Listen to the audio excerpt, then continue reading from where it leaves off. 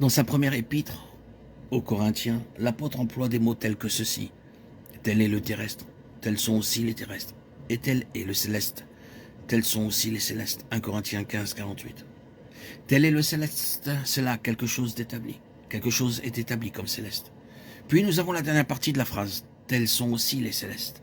Cela parle de conformité à quelque chose qui est céleste. Eh bien, cet héritage sur caractère céleste, qu'est-ce que c'est? Quel est l'objectif de Dieu en créant son univers et spécialement en créant l'homme?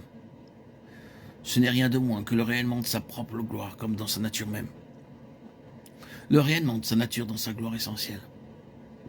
La gloire de la nature de Dieu est quelque chose devant laquelle l'homme pécheur doit tomber sans ressources, prostré, brisé et impuissant. C'est Dieu dans ce qu'il est, sa nature essentielle dans sa manifestation. Il fit l'homme pour sa gloire, et il fut ainsi, afin que finalement, après que Dieu lui a amené à la perfection, non seulement en tant qu'être physique, mais en tant qu'être moral, par le moyen de l'épreuve, l'homme soit un véhicule à travers lequel la gloire morale de Dieu soit manifestée, et que Dieu est tout un univers manifestant Dieu en ce qu'il est essentiellement dans sa nature morale. C'est là la gloire indicible, et tout cela nous est présenté maintenant selon la ligne de la rédemption en son Fils. Dieu a reluit dans nos cœurs pour faire luire la connaissance de la gloire de Dieu dans la face de Christ. Or, débarrassez-vous de nouveau de l'idée physique. La face signifie simplement la présentation, c'est l'homme.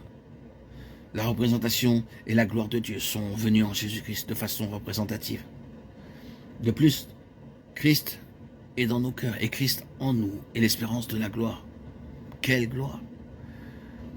Que finalement le peuple dont Dieu s'est assuré la possession et qu'il a conformé à l'image de son Fils soit au centre de cet univers. Ce que le soleil est présentement dans les cieux. Le centre même est la plénitude du rayonnement de la gloire morale de Dieu. Imaginez un univers comme celui-là, et plus encore, comme en face du monde dans lequel nous vivons présentement. C'est là ce que doit être la fin. À lui soit la gloire dans l'Église et en Jésus-Christ dans toutes les générations, au siècle des siècles. C'est là la pensée céleste de Dieu, le peuple céleste de Dieu, la vocation céleste de Dieu, en Christ Jésus.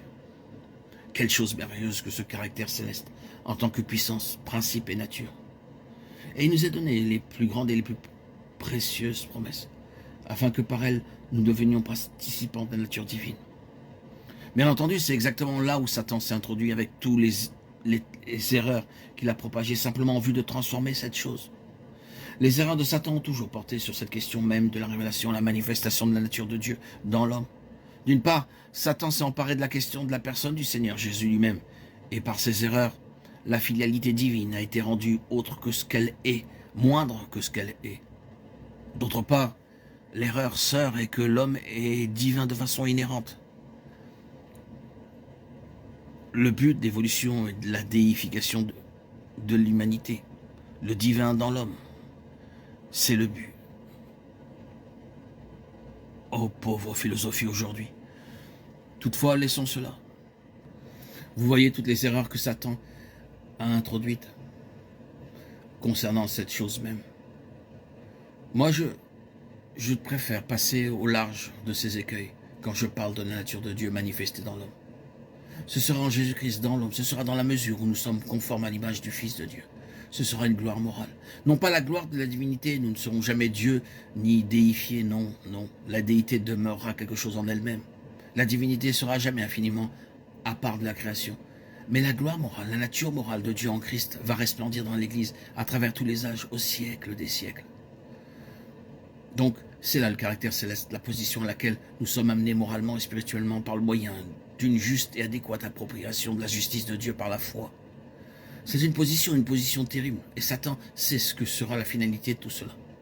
Le but de Dieu, quand il sera atteint, est un univers absolument purgé de toute la corruption de Satan, et donc de tout son pouvoir, et un univers rayonnant de toutes parts de la gloire de Dieu.